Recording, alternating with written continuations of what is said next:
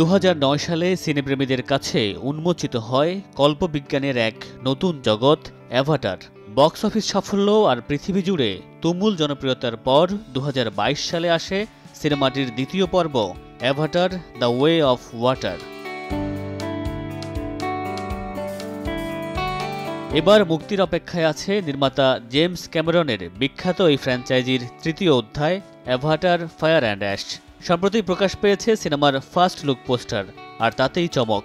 প্রকাশ্যে এলো নতুন খল চরিত্র ভারাং।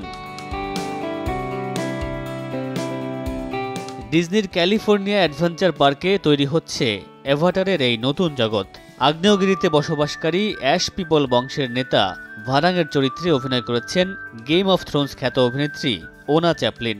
এছাড়া দেখা যাবে জো সালদানা, কেট উইন্সলেট সহ আরও অনেককেই। জেমস ক্যামেরনের মহাকাব্যিক সিনেমাটিক জগৎ আরেকবার দেখার অপেক্ষায় ভক্তরা। আগামী 19 ডিসেম্বর মুক্তি পাবে সিনেমাটি।